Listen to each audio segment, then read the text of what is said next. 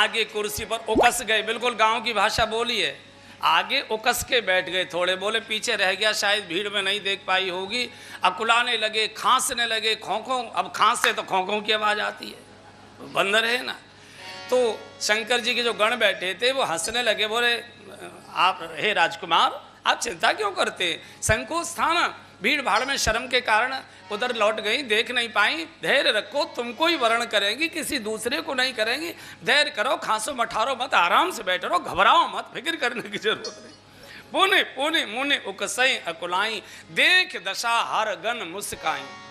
और उधर की पंक्ति में गई, बीच में भगवान नारायण बैठे थे राजकुमार का वेश लेकर, और जाते ही जयमाला डाल दी और दुल्हन ले गए लक्ष्य निवासा, नृप समाज सब भई निराशा, भगवान लेकर चले गए।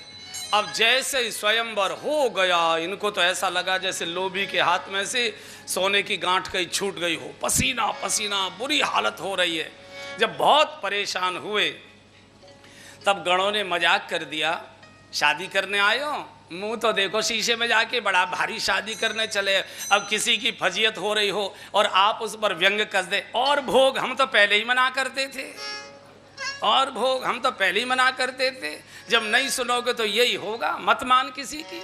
हम सामान्यतः यही करते, हम आग में घी ही डालते हैं, उस समय कुछ मत बोलिए, वो तो अपनी गलती का एहसास कर ही रहा है। ये बहुत कम लोग होते हैं महानता से भरे हुए कि अपनी गलती को तुरंत स्वीकार कर ले, नहीं भूल हो गई, मालूम नहीं था, गलती हो गई और इसका खामियाजा भुगत लिया। लेकिन उस समय हम आग में घी डालेंगे और ले कर बेटा, तब तो सुनता नहीं था, बढ़िया कर दिखाता था, और वही हुआ। ये तो गुस्से में थे ही, चूंकि अब शादी चली गई, आई शादी लौट जाए बड़ी दिक्कत होती है। बोले अपना चेहरा तो देखो, बोले हम तो चेहरा देखेंगे तो जब देखेंगे, लेकिन तुम हमारी मजाक बना रहे हो साधु की, जाओ श्राप देते हैं, तुम राक्षस बनोगे। उसी श्राप के कारण यही शंकर जी के दो गण रावण और कुंभकर्ण बने एक कल्प में आकर। नारद जी जब नगर के बाहर आए और एक सरोवर में हाथ पैर धोने के लिए, अपना पसीना छुड़ाने के लिए, शांति के लिए जैसे ही मुंह किया तो मरकट बदन भयंकर दे।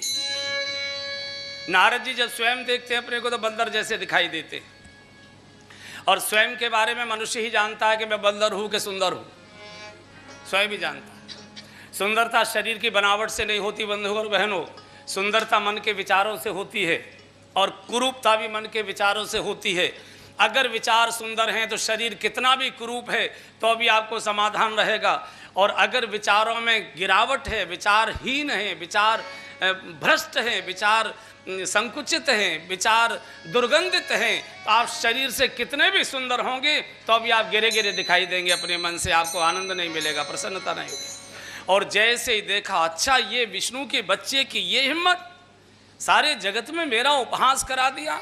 अब आप देखिए उस गीता के श्लोक को, ध्यायतो विषयान पुंस, विषय का चिंतन कर रहे थे, विषय भोग करने की कामना पैदा हुई, कामना पूरी नहीं हुई तो क्रोध आया, और क्रोध आता है तो व्यक्ति इष्ट का अनिष्ट करने लगता है। अब वहीं जा रहे हैं, ध्यायतो विषयान पुंस संगस्तेषु उपजायते, संगात संजायते कामः, कामात् क्रोधो विजायते। अब क्रोधात् भवत् सन्मोहा, सन्मोहात् स्मृति विभ्रम, और स्मृति भ्रंशात् बुद्धिनाशो, और बुद्धिनाशात् प्रणश्यति। आप देखिए जब सामान्य जीवन में भी किसी की कामुकता में कोई विघ्न करता है, किसी की कामना में कोई बाधा करता है तो सीधी उसकी हत्या ही की जाती है। और यहाँ तक हत्याएं होती हैं कि अगर युवक और युवती एक दूसरे की कामना पूरी करने में जब विघ्न पैदा करने लगते हैं, मना करना शुरू करते हैं, स्वीकारता बंद कर देते हैं, तो एक दूसरे का कत्ल करवा देते हैं। ये बहुत भयानक है। इसलिए दुनिया का सबसे बड़ा जो रोग है, जो सबसे बड़ा पाप है, वो काम है। चाहे स्त्री जन्य काम हो, चाहे पुरुष जन्य काम हो, चाहे इंद्रिय जन्य काम हो, चाहे वस्तु जन्य काम हो, चाहे कामना जन्य काम हो। काम के दो बेटे होते हैं, क्रोध और लोभ। जब कामना पूरी हो जाती है तो लोभ पैदा हो जाता है कि ये कामना मेरी हमेशा पूरी होती रहे, और कामना पूरी होने में विघ्न आता है तो क्रोध पैदा होता है, दूसरे को पहले मार डालूंगा, छोड़ूंगा नहीं। मूल में काम है, मूल में काम है।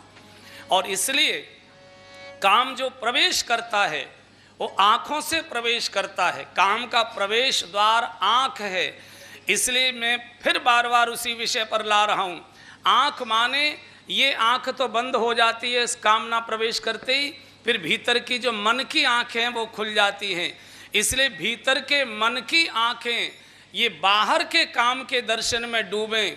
इससे व्यक्ति का बड़े बड़े संतों का, महर्षियों का, मुनियों का, योगियों का, ध्यानियों का, समाधियों का पतन हुआ है।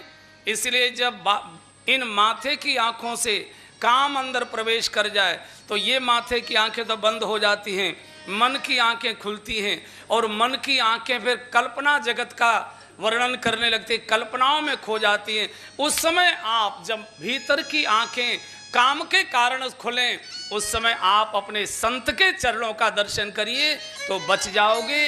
नहीं तो न कोई गीता बचा पाएगी, न पाठ बचा पाएगा, न योग, न साधना, न कुछ।